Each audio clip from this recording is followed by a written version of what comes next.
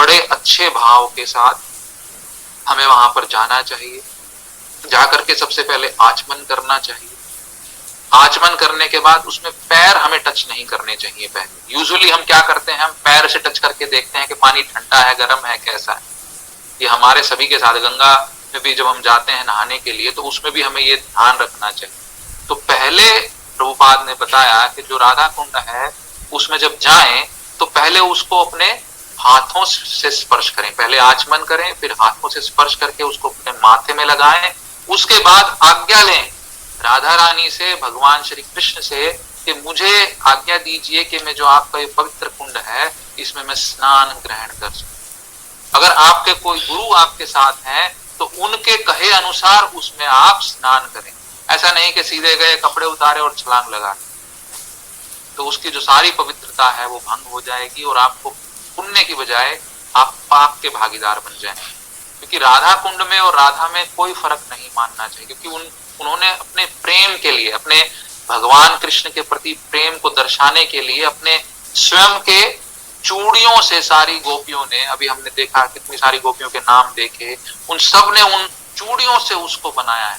तो किस भाव में उन्होंने बनाया है, उस भाव से जब हम उसमें जाकर के स्नान करेंगे तब हमें जाकर के, जो प्रभुपाद ने यहाँ पर लिखा है कि एक बार स्नान करने मात्र से हम उस कृष्ण भावना भावित तो हो ही जाएंगे, उस कृष्ण की प्रेमा भक्ति की भी प्राप्ति कर सकते हैं। 7वें या 8वें श्लोक में शायद हमने देखा था कि किस प्रकार से जो विभिन्न प्रकार के भाव के हम पूजा करते हैं, दास्य भाव, सखा भाव, साख्य भाव, दास्य, साख्य, माधुर्य तक हम गए थे। 5वां जो भाव था, तो उस जो अंतिम भाव है उसमें हम किस प्रकार से पहुंच सकते हैं, वो ये अनुसरण करने से पहुंच सकते हैं। और जो चैतन्य महाप्रभु थे उन्होंने ही राधा कुंड को, जो आज का समाज है या कलयुग है उसमें आकर के चैतन्य महाप्रभु ने ही इसकी खोज की। तो चैतन्य महाप्रभु के बारे में भी जो गोस्वामी लोग हैं वो बताते हैं, हम बार बार कहते हैं कि राधा रानी के भाव में आए। तो राधा रानी एक बार थक करके, लीला करके वृंदावन में, निधिवन में, जो हम देखते हैं कमरा जिसमें बताया जाता है कि राधा रानी आते हैं, कृष्ण भगवान थक करके उसमें विश्राम करते हैं, तो वहीं पर राधा रानी थक करके सो गई और सोते सोते उन्होंने बहुत सुंदर सपना देखा। भगवान के जितने भी रूप थे, जितने भी उन्होंने आज तक रूप लिए हैं भगवान ने, जितने भी अवतार लिए हैं, उनको उन्होंने देखा उस स्वप्न में। और जब वो उठी तो बहुत ही प्रसन्नचित मुद्रा में उठी और सामने देखा कि भगवान केशव जो है उनके सामने खड़े हुए। देखा तो वो अचंभित हो गई और वो बोली, हे केशव, मैंने आपके सारे रूप देखे, लेकिन एक जो रूप था, स्पेशली एक रूप जो बिल्कुल सोने की तरह चमकता हुआ रूप था, उसको देख करके जो मुझे आनंद की अनुभूति हुई वो मुझे आपके किसी भी रूप को देख करके नहीं। तो भगवान के पास तो कौस्तुभ मणि थी, तो उन्होंने अपनी कौस्तुभ मणि निकाली, राधा रानी को बोला कि आप अपना हाथ इस पर रखिए और देखिए।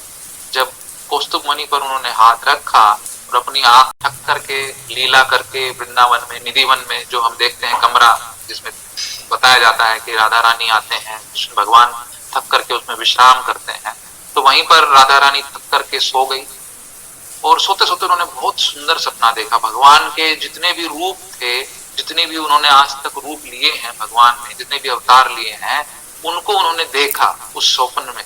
और जब वो उठी तो बहुत ही प्रसन्नचित मुद्रा में उठी और सामने देखा कि भगवान केशव जो है उनके सामने खड़े हुए। देखा तो वो अचंभित हो गई और वो बोली, हे केशव, मैंने आपके सारे रूप देखे, लेकिन एक जो रूप था, स्पेशली एक रूप जो बिल्कुल सोने की तरह चमकता हुआ रूप था, उसको देख करके जो मुझे आनंद की अनुभूति हुई वो मुझे आपके किसी भी रूप को देख करके नहीं। तो भगवान के पास तो कौस्तुभ मणि थी, तो उन्होंने अपनी कौस्तुभ मणि निकाली, राधा रानी को बोला कि आप अपना हाथ इस पर रखिए और देखिए। जब कौस्तुभ मणि पर उन्होंने हाथ रखा और अपनी आंखों के सामने उन्होंने उस दृश्य को देखा कि जहां पर एक भगवान का अवतार जो स्वर्णिम रूप में, चमकते हुए सोने के रूप में, और हाथ ऊपर उठा करके भगवान का ही, खुद का ही नाम ले रहा और उसकी आंखों से आंसू निकल रहे। तब भगवान ने उनको बताया कि ये आपका ही और मेरा ही रूप है, क्योंकि आपका जब वियोग मुझे होता है तो वो मुझे सहन नहीं होता है, और आपको मेरा मेरा जब वियोग होता है तो उस विरह की अग्नि में जब आप मेरे से मिलने की जो इच्छा आपके अंदर आती है, उससे जो अश्रु बाहर आते हैं, उसी भाव के अंतर्गत ये मेरा अवतार है। तो वो और कोई नहीं, वो भगवान श्री कृष्ण चैतन्य महाप्रभु का अवतार के बारे में ही उसका व्याख्यान आता है कि किस प्रकार से राधा रानी को भगवान ने दिखा दिया था कि जो तुम्हारा विरह है इसको मैं व्यर्थ नहीं जाने दूंगा, और उसी भाव को देने के लिए चैतन्य महाप्रभु ने हमें जो महामंत्र है वो दिया। और एक दिन अमरेंद्र प्रभु ने बड़े अच्छे से इसको समझाया भी था कि किस प्रकार से उसका जो एक एक भाव है उस मंत्र का, वो उस विरह को दर्शाता है और उस प्राप्ति को दर्शाता है जो राधा को कृष्ण की प्राप्ति से और कृष्ण को राधा की प्राप्ति से प्राप्त हो। तो हर एक शब्द उसमें जब हरे हम बोलते हैं, किस प्रकार से वो राधा रानी हलायदनी शक्ति जो है उनको बुलाते हैं, भगवान कृष्ण उनको बुलाते हैं, राधा कृष्ण को बुलाती है, और जब उनका मिलन होता है तो राम राम जो आनंद, क्योंकि राम का मतलब क्या है? आनंद। राम का मतलब ही आनंद है। कभी भी आप राम भगवान का जब हम नाम लेते हैं तो कितना हृदय को सुकून पहुंचता है। कभी आंख बंद करके ध्यान से राम बस बोल दीजिए, सीधा हृदय में जाकर के आपको उस आनंद की प्राप्ति हो जाएगी जिसको हम ढूंढते रहते हैं। तो इसलिए वो मंत्र भगवान चैतन्य महाप्रभु ने हमें दिया, जिससे कि हम उस प्रेम भाव को समझ सकें जो राधा रानी ने उनके प्रति दर्शाया था।